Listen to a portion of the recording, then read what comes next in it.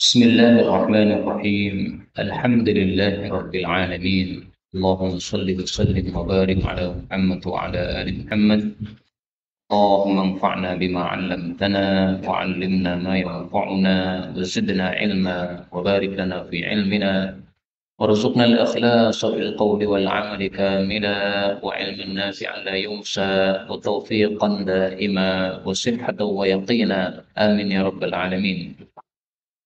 Alhamdulillah kaum muslimin rahimani wa rahimakumullah.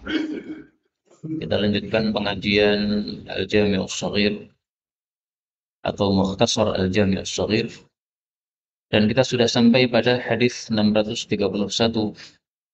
Faqala al-muallif hafizahullah ta'ala wa nafa'ana bihi wa bi'ulumihi fid dharain amin. Qala Rasulullah sallallahu alaihi wasallam, idza kana, apabila ada, li ahadikum, untuk salah satu kalian, khadimun, pembantu, qad kafahu, yang sudah mencukupi kepadanya, al masyaqqata, kesusahan, yaitu kesusahan dalam memasak, falyut'imhu, maka hendaklah dia memberi makan kepada pembantu tadi. Fa in lam yaf'al, maka jika dia tidak melakukan, falyunawilhu, maka hendaklah dia memberikan kepada pembantu tersebut al-luqmata, satu suapan. Hadis sahih riwayat Tabarani dalam Mu'jam As-Shaghir.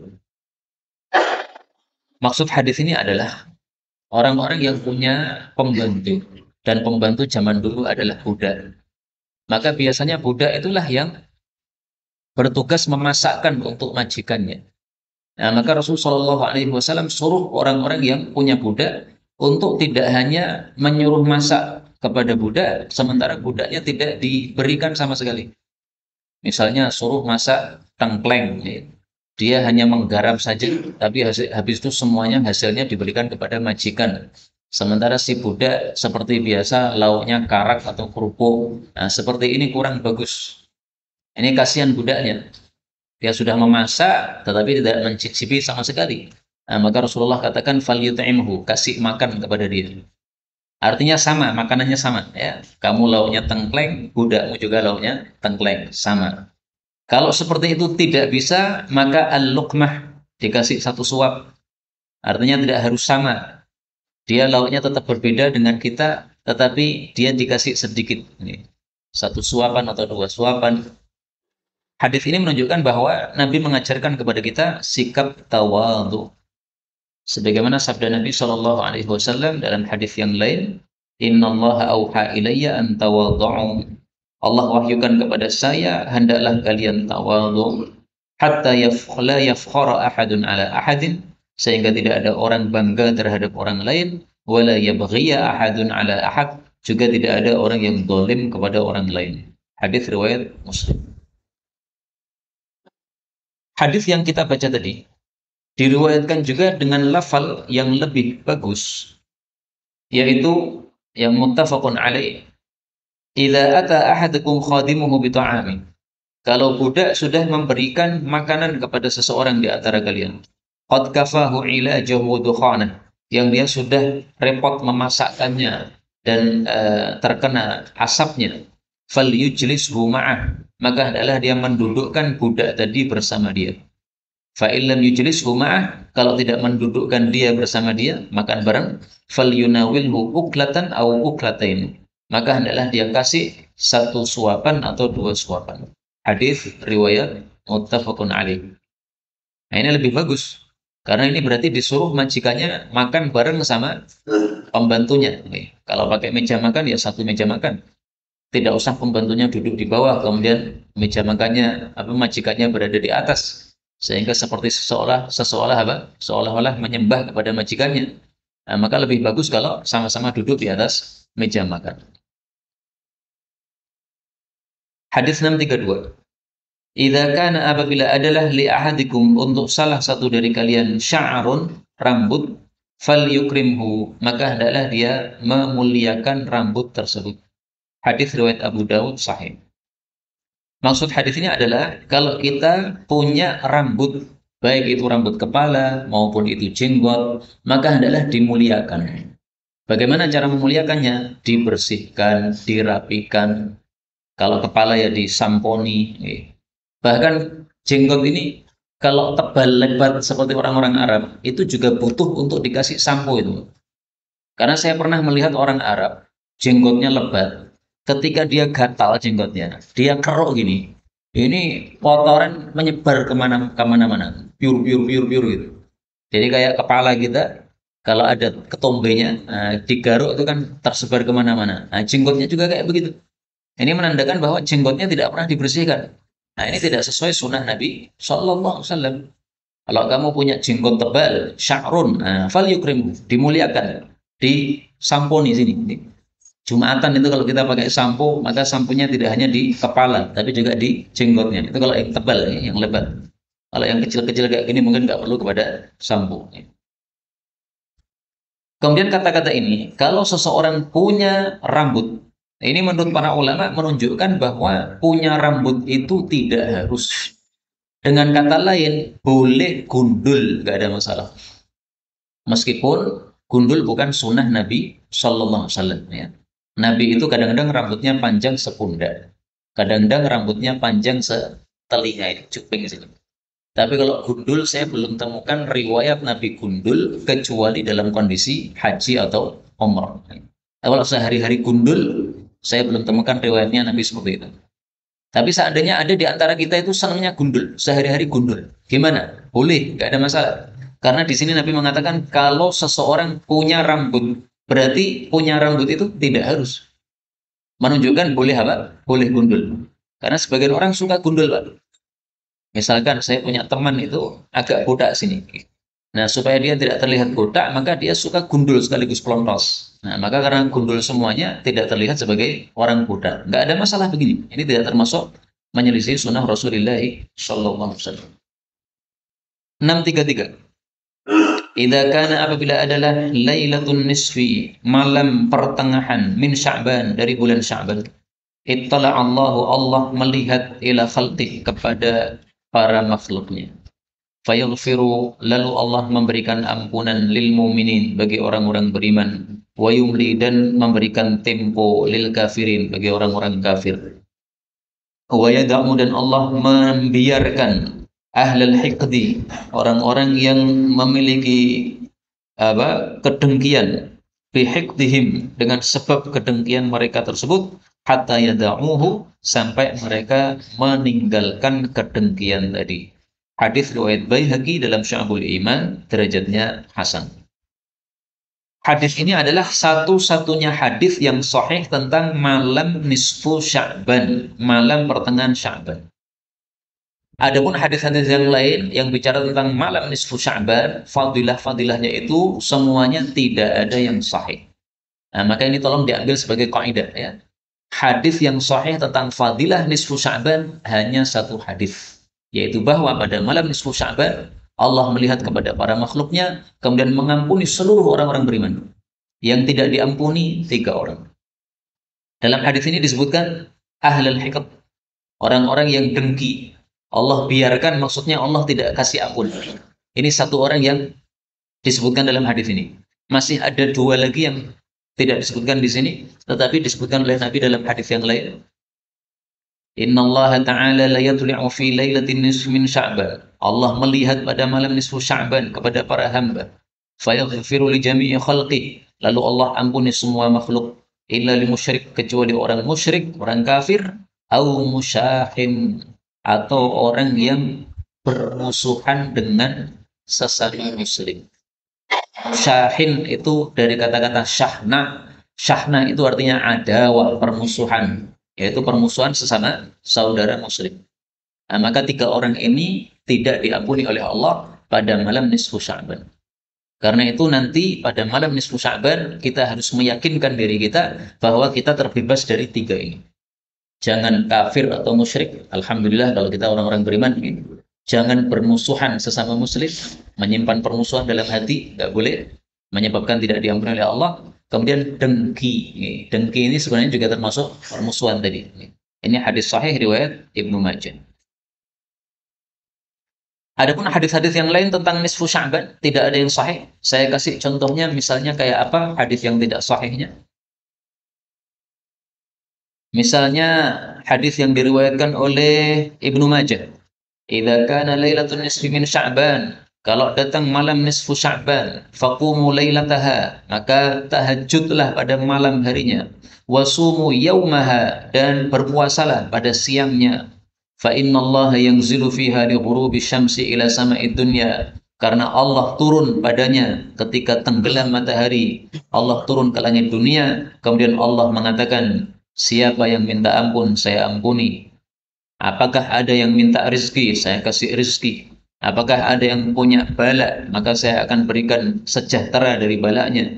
Apakah ada yang minta, saya akan kasih. Ala kada, sampai terbit fajar Allah mengatakan seperti itu terus. Nah, ini riwayat Ibnu Majah, derajatnya adalah maudhu, yaitu hadis palsu. Dan hadis-hadis seperti ini nanti akan berseliweran pada malam nisfu Sya'ban. Maka kita bersiap-siap. Okay? Nanti malam nisfu Sya'ban ada hadis-hadis begini, hati-hati. Jangan ikut men-share atau menyebarkan. Ini dhaif semua.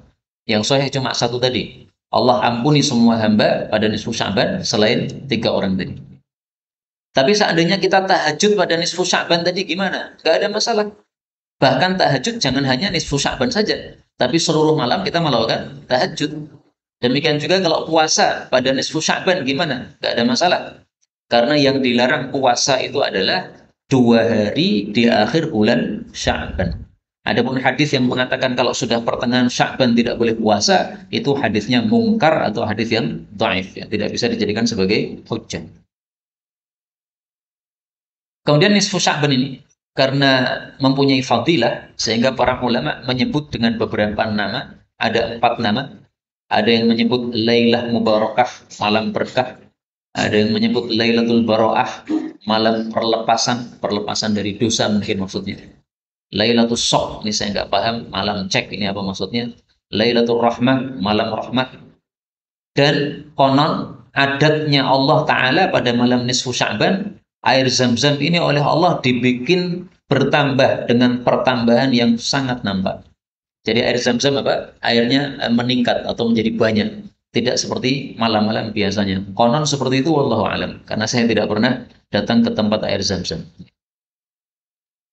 634. Idza kanu, apabila adalah mereka itu salasatan 3 orang, falyaumahum, maka hendaklah mengimami mereka ahaduhum, salah satu dari mereka. Wa ahakuhum, dan yang paling berhak di antara mereka bil imamah, untuk menjadi imam, adalah aqra'uhum, yang paling qari di antara mereka. Hadis ini menghasung kita untuk sholat jamaah. Kalau ada 3 orang, jangan sampai sholat sendiri-sendiri. Tapi hendaklah 3 orang ini gabung diimami 1 orang. Kenapa? Karena Allah itu sangat senang kalau ada hamba-hamba melakukan sholat secara berjamaah. Innallaha la ya'jab, Allah sungguh sangat senang minas salati fil jam'i, sholat berjamaah. Hadis riwayat Ahmad. Kata-kata salasah ini, 3 ini tidak harus 3. 2 pun juga disuruh apa?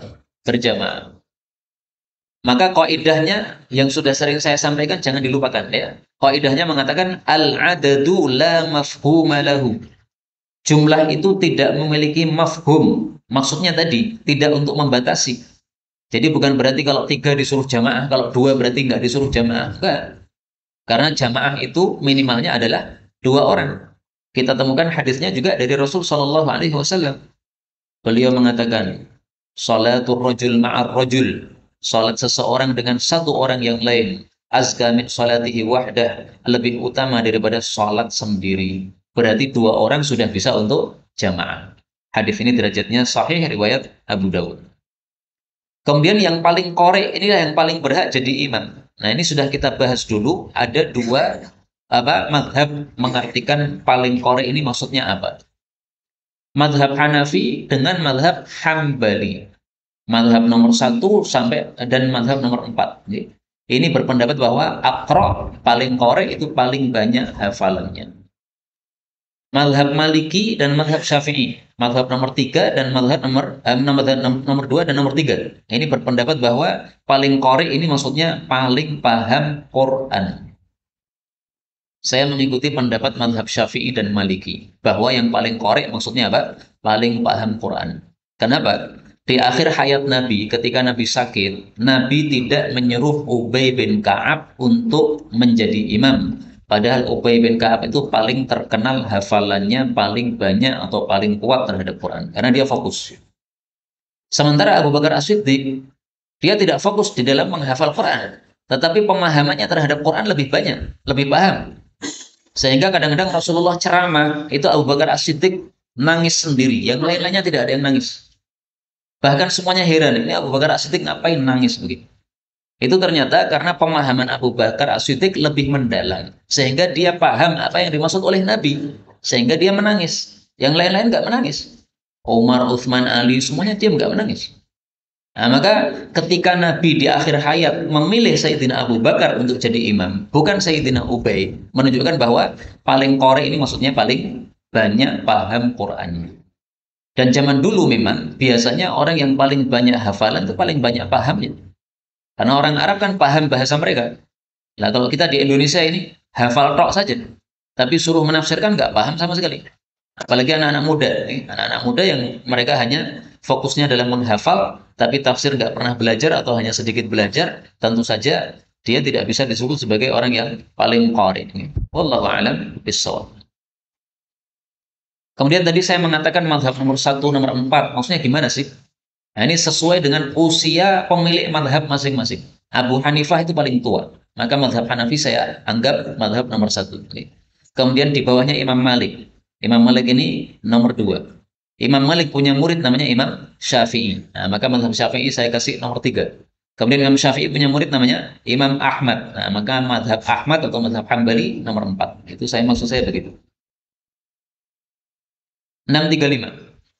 Idza kana apabila adalah yaumul Jum'ah, hari Jumat, kana ala kulli babin, ada pada setiap pintu, min abwabil masjid, dari pintu-pintu masjid, malaikatun, para malaikat.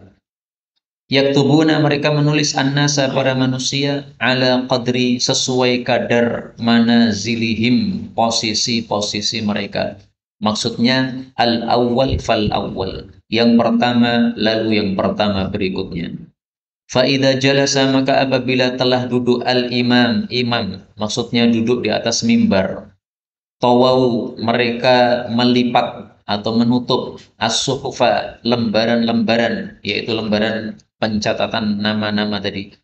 Waja'u, dan mereka datang, yastami'un, mendengarkan az-zikra, peringatan, maksudnya khutbah. Wa mathalul muhajir, dan perumpamaan orang yang berpagi-pagi, kamathali, seperti orang yang alladzi, yang yuhdi, memberikan hadiah atau berkorban, badanatan, seekor unta gemuk. Thumma, kemudian, kalladzi, seperti orang yang yuhdi baqaratan, berkorban seekor sapi. Thumma, kemudian, kalladzi yuhdil kabsh, seperti orang yang berkorban kambing kibas jantan. Thumma, kemudian, kalladzi, seperti orang yang yuhdid dajajah, berkorban ayam. Thumma, kemudian, kalladzi yuhdil baydah, seperti orang yang berkorban telur. Hadis muttafaqun alaih. Hadis ini membuka rahasia hari Jumat. Ternyata pada hari Jumat itu di pintu-pintu masjid kita itu ada malaikat yang menunggu dengan catatan nama yang mereka bawa. Ada orang masuk, mereka tulis ini fulan masuk. Dan ini secara tidak langsung menunjukkan kepada kita bahwa malaikat itu tahu nama-nama kita. Nama Pak Ahmad, tulis Pak Ahmad. Wallahu a'lam. Ini zahirnya begitu. Dan ini malaikat ini bukan malaikat hafadhah. Kalau hafadhah itu kan menjaga kita dimanapun kita berada. Yang sini mencatat yang baik, yang sini mencatat yang buruk. Ini bukan malaikat itu. Ini malaikat petugas Jumatan. Tugasnya adalah menulis nama-nama orang yang datang ke masjid sebelum imam duduk di atas mimbar. Kalau imam sudah duduk di atas mimbar, namanya sudah nggak laku, nggak ditulis. Karena itu jangan sekali-kali kita datang Jumatan, sudah apa? Keduluan imam di atas mimbar. Kalau imamnya baru duduk di masjid, nggak ada masalah. Karena yang dimaksud jalasa di sini, ini duduk di atas mimbar. Bukan duduk di masjid, bukan. Meskipun kalau Nabi itu biasanya dari rumah langsung ke mimbar. Tidak ke masjid dulu, enggak. Dari rumah langsung naik mimbar. Tapi sekarang kan seringkali karena khotibnya undangan, maka dia datang setengah 12, kemudian masuk masjid, duduk, setelah itu jam 12 baru naik mimbar. Nah, duduknya itu maksudnya adalah duduk di atas mimbar, yang para malaikat apa? Tidak menulis lagi tadi. Dengan bukti di sini, ja'u yastami'una dzikr. Mereka mendengarkan ceramah. Maka berarti sebelum adanya ceramah, mereka masih belum menutup catatan tersebut. Meskipun imamnya sudah datang. Kemudian masalah ini sudah kita bahas juga tentang tahjir, berpagi-pagi kepada Jumatan. Ini ada dua pendapat para ulama. Pendapat pertama, maksud ini adalah berkorban onta dan sebagainya. Ini dari sisi waktunya. Dimulai dari terbit matahari sampai dengan tergelincir matahari. Ini dibagi menjadi 6 waktu. Sehingga tepatnya itu 1 jam 1 jam. Jam 6 sampai jam 7 itu yang seperti korban onta. 7 sampai 8 sapi, 8 sampai 9 kambing, 9 sampai 10 ayam, 10 sampai 11 burung, 11 sampai 12 telur. Jadi panjenengan rata-rata dapat napa? Telur. Karena jam 11 sampai jam 12.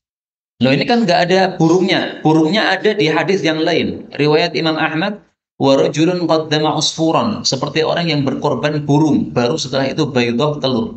Nah, maka urutannya berarti ada 6 jam. Ini menurut pendapat yang pertama. Pendapat yang kedua mengatakan, ini berdasarkan yang pertama datang, bukan pertama waktu, bukan. Jadi dihitungnya yang pertama. Maka meskipun kita datang jam 11, yang menurut pendapat pertama tadi kita korban telur, tapi kalau ternyata kita orang nomor 1 masuk masjid, berarti itu menurut pendapat kedua adalah seperti orang yang berkorban onta. Nah, pilih pendapat yang pundi. Pilih yang kedua berarti mesti wong males-males nih. Tapi saya jujur, pendapat pertama susah. Nah, mosok datang Jumatan jam 6. Masya Allah. Udah pakai pendapat yang kedua aja, gampang.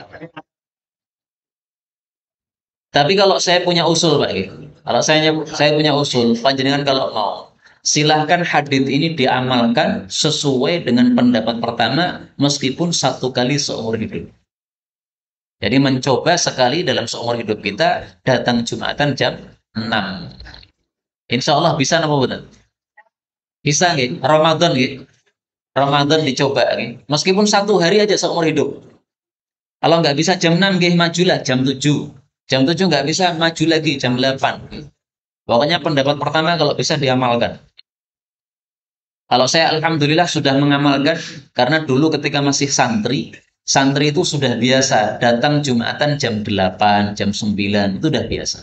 Nggak tahu kalau santri sekarang nggak tahu. Zaman dulu mereka biasa. 636.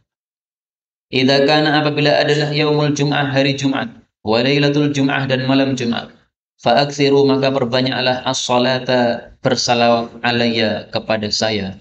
Hadis riwayat Syafi'i, derajatnya hasan. Hadis ini menghasung kita memperbanyak salawat kepada Rasulullah sallallahu alaihi wasallam. Orang yang paling banyak salawat kepada Nabi, akibatnya apa? Akibatnya nanti paling dekat kepada Rasulullah sallallahu alaihi wasallam. Mari kita lihat hadisnya. Inna awlan nasi bi yaumal qiyamah. Sesungguhnya orang yang paling dekat padaku besok pada hari kiamat, aktsaruhum alayya salatan, yang paling banyak membaca salawat kepada saya. Karena itu silahkan perbanyak baca salawat, terutama hari Jumat dan malam Jumat. Selain hari Jumat, tetap juga dihasung perbanyak salawat. Nganggur-nganggur mulut kita daripada nggak dipakai apa-apa, salawat. Ini hadisnya riwayat Tirmidzi, disahihkan oleh Ibnu Hibban. Tapi saya jujur kalau Syekh Albani menganggapnya dhaif. Tapi boleh kita taklid kepada Tirmidzi yang menganggapnya hadis hasan, dan Ibnu Hibban menganggapnya hadis yang sahih. Gak ada masalah, kita taklid kepada para ulama. 637. Idza kana apabila adalah yaumul qiyamah, hari kiamat, udniyat didekatkan asyamsu matahari minal ibadi kepada para hamba, hatta sehingga takuna menjadi qida sekitar milin 1 mil awifnain atau 2 mil. 1 mil ini ada dua kemungkinan makna. Makna yang pertama, 1 mil yang kita tahu itu 1,8 kilo, itu 1 mil. Makna yang kedua, 1 mil itu maksudnya alat untuk celak itu. Celak kan ada gagangnya tadi. Nah, gagangnya itu disebut apa? Mil. Nah, dekatnya matahari ke kita itu sedekat itu. Tapi mau ditafsir yang manapun itu sangat dekat. Anggaplah 1,8 kilo. Wah, matahari di atas kepala kita 1,8 kilo. Udah nggak bisa bayangkan panasnya. Makanya Nabi mengatakan fatas haruhum, maka melelehkan mereka asyamsu matahari. Fayakununa, maka para manusia menjadi fil arqi dalam masalah keringat kaqadri a'malihim, sesuai kadar amal mereka. Artinya amalnya semakin baik, semakin sedikit keringatnya. Faminhum, maka di antara mereka man, ada orang yang yakhuduhu, keringat itu menenggelamkan dia, ila akibai, sampai kedua tumitnya. Akibun apa? Ka'bun mata kaki, akib nggih, tumit nggih. Wa minhum, dan di antara mereka mayyakhuduhu, ada yang keringat itu menenggelamkannya ila rukbatai, sampai kedua lututnya. Wa minhum, dan di antara mereka mayyakhuduhu, ada orang yang keringat itu menenggelamkannya ila hiqwai, sampai kepada dua pinggangnya. Wa minhum, dan di antara mereka mayyaljamuhu, ada orang yang dia itu dikekang iljaman, dengan sebenar-benar pengekangan. Maksudnya keringatnya sampai ke hidungnya, ya. Sebagaimana kuda kalau tali kekangnya dipasang di hidungnya. Nah, maka keringatnya ini sampai ke hidungnya. Hadis riwayat Tirmidzi sahih. Kita berdoa kepada Allah, mudah-mudahan kita termasuk orang-orang yang diberi naungan oleh Allah sehingga tidak berkeringat seperti itu. Amin ya rabbal alamin. Karena itu Rasul Shallallahu Alaihi Wasallam menghasungkan beberapa amal yang bisa menyebabkan kita dapat naungan. Salah satunya sabda Nabi, "Kullu mri'in fi dhilli shadaqatih." Masing-masing orang berada dalam naungan sedekahnya. Hatta yuqda bainan nas, sampai diselesaikan qadha di antara para manusia. Keputusan di antara para manusia itu di padang mahsyar. Hadis riwayat Ahmad, derajatnya sahih. Nah, di padang mahsyar ini, ketika matahari sangat dekat tadi itu kalau kita punya sedekah yang banyak, maka kita oleh Allah dipayungi dengan payung yang besar. Besarnya payung ini atau naungan ini sebesar sedekah yang kita keluarkan. Maka semakin banyak sedekah yang dikeluarkan, semakin banyak payung yang kita dapatkan nanti di akhirat. Kita lanjutkan 638. Idza kana, apabila adalah yaumul qiyamah, hari kiamat, a'tallahu ta'ala, Allah ta'ala memberikan kulla rajulin, setiap orang, min hadhil ummah, dari umat Islam ini, rajulan, satu orang, minal kufari, dari kalangan orang-orang kafir. Fayuqalu lahu, lalu dikatakan kepada si muslim tadi, hada, ini orang kafir ini, fidauka, tebusan kamu, minan nari, dari neraka. Hadis riwayat Imam Muslim, derajatnya sahih. Jadi gini, kata Imam As-Sudri, setiap manusia ini, baik muslim maupun kafir, Allah sudah siapkan dua tempat. Tempat di surga dan tempat di neraka. Nah, nanti tinggal mana yang kita ambil. Kalau kita jadi ahli surga, berarti kita ngambil tempat surga, tempat nerakanya tidak kita ambil. Kalau orang kafir, maka berarti dia meninggalkan tempat surganya dan dia mengambil apa? Tempat nerakanya. Nah, maka di sini dikatakan inilah tebusanmu dari neraka. Artinya tempatmu di neraka itu untuk dia, bukan untuk kamu. Sebaliknya, tempatnya orang kafir yang di surga tadi karena ditinggalkan, maka diwariskan untuk orang-orang beriman. Itulah yang dimaksudkan di dalam Al-Qur'an. Wa tilkal jannatul lati uridtumuha bima kuntum ta'malun. Surah Al-A'raf ayat yang ke-43. Wa nudu, dan ahli jannah diseru, antil kumul jannah, itulah jannah, uridtumuha, kalian diwarisi jannah tadi, bima kuntum ta'malun, dengan sebab kalian beramal di dunia. Yang dimaksud uridtumuha, ya, diberi warisan surga itu karena tadi ditinggalkan oleh si kafir. Nah, maka diwarisi oleh ahli jannah. Maka mudah-mudahan semua kita masuk jannah tanpa hisab, tanpa adab. Amin ya rabbal alamin. 639. Idza kana yaumul qiyamah, apabila ada hari kiamat, syafa'tu, aku memberikan syafaat. Fakultu, maka aku mengatakan, ya Rabbi, wahai Rabbku, adkhilil jannah, masukkan ke dalam jannah. Mangkana, orang yang adalah fi qalbihi, dalam hatinya, khardalatun, biji sawi, min imanin, dari iman. Fayadkhulun, lalu mereka masuk ke dalam jannah. Tsumma yaqul, kemudian Allah mengatakan, adkhilil jannah, masukkanlah ke dalam jannah, wahai Muhammad. Mangkana, siapapun yang adalah fi qalbihi, di dalam hatinya, adna syai'in, paling ringannya sesuatu, yaitu dari iman. Hadis ini riwayat Bukhari sahih. Hadis ini menunjukkan bahwa rahmat Allah kepada orang-orang muslim sangat besar. Maka iman sekecil apapun dalam hati, kalau Allah mengetahui di situ ada imannya, meskipun sangat kecil sekali, lebih kecil daripada khardala, dari biji sawi, maka tetap dihitung imannya oleh Allah Subhanahu wa taala. Maka ini salah satu hadis yang menguatkan pendapat bahwa orang itu kalau dia muslim, meskipun dia meninggalkan sholat karena malas, maka dia masih bisa untuk masuk ke dalam surga. Tapi menurut Imam Ahmad nggak bisa. Orang meninggalkan sholat itu apa? Kafir. Menurut mayoritas ulama, meninggalkan sholat dibagi dua. Kalau dia meninggalkannya karena mengingkari kewajiban, berarti kafir. Kalau dia akan meninggalkannya karena malas, berarti masih muslim. Ini masih punya hak untuk masuk surga. Tapi hadis begini jangan disampaikan kepada orang-orang yang malas sholat. Nanti tambah malas sholatnya. Disampaikannya hadis-hadis yang ngeri-ngeri, yang membakar orang-orang yang meninggalkan sholat itu. 60.